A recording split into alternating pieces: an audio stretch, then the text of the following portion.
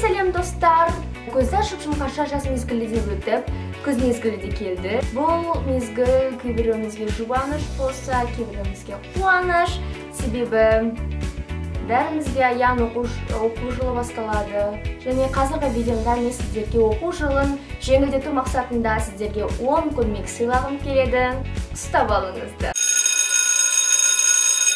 Сонымен бірінші көмек, егер сіздің телефоныңыз мектепке барар кезде сөніп қалса, немесе өшіп қалса, онда сізде 30 минут бар телефоныңыздың қуатын қайтадан орта деңгейге көтеруге. Ол үшін телефоныңызды тоққа салып, авиа режимін қою керек. Сол кезде телефоныңыз өте тез толады. Екінші көмек, ал балалар, жаңа дәптер бастаймыз.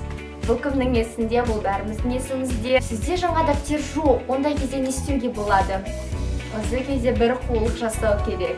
Ол үшін егер сіздерде ескі дәптер болса, онда ескі дәптердің ең артқы жағын ең бірінші бетіне қойып қойсаңыз, онда ешқандай проблема болмайды.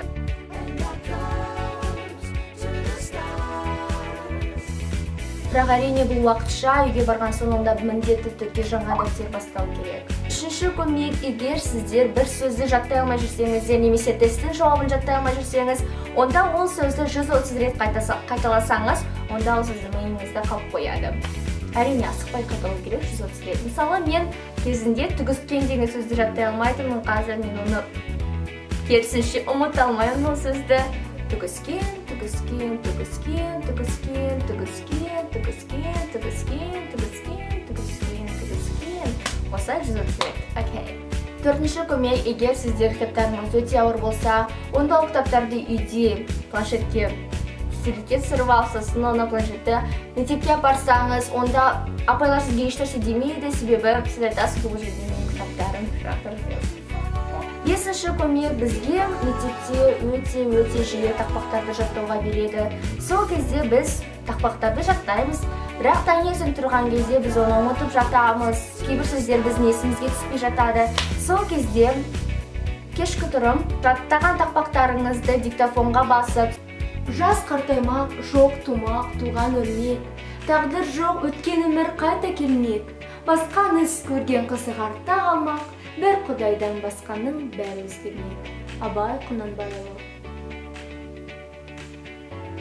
Сосын, таңертең тұрған кезде мектепке барар жолда наушник тыңдап, оны тыңдап жүрсеңіз, ол сіздің қайталауға мүмкіндік береді. Алтыншы көмек, сабақ өте қызықты өту үшін сіздер сол пән жайлы, сол сабақ жайлы ойын ұйымдастырсаңыз болады. Бірінші абайдан ұрса ұстау керек, содан кейін өткізе бересіз. Ол сізге де пайдасын тигізеді және сыныптастарыңыз да көңілі көтеріліп қалады.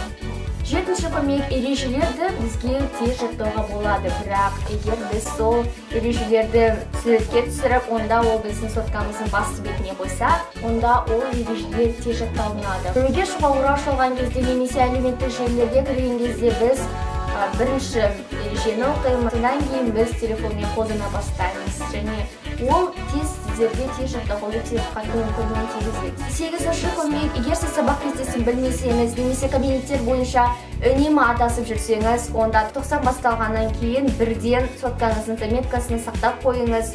Мүмкін күнделікті алып жатқанша қолыңызда тұрған соткаңыздан қараған 1000 есе оңай әрі жеңіл. Тоғызыншы көмек, сабақ кезінде біз біреуге кітаптар беріп жатамыз, себебі олар ұмытып кетеді үйінде. Содан кейін біз ол кітапты алған кезде біз ол кітапты бергенімізді тіпті ұмытып кетеміз, солай оқу жылының аяғында біздің кітаптарымыз жоғала бастайды. Ол үшін кітапты алғаннан бастап үйге келіп, кітаптың артына өзіңіздің атыңызды және кітаптың ортасына өзіңіздің атыңызды жазып қойыңыз. Сол кезде кітаптар жоғалған кезде әрбір кітабын қарап, сіз өзіңіздің кітабыңызды таба аласыз. Осымен болды достар. Егер сіздерге видео ұнаса, онда видеоның астына лайк басыңыз және сіз мектепте оқу жылын қалай жеңілдетесіз, соны пікірге жазыңыз. Мен де оқиын, маған да қызық болсын. Сіздермен болған мен Іңкәр.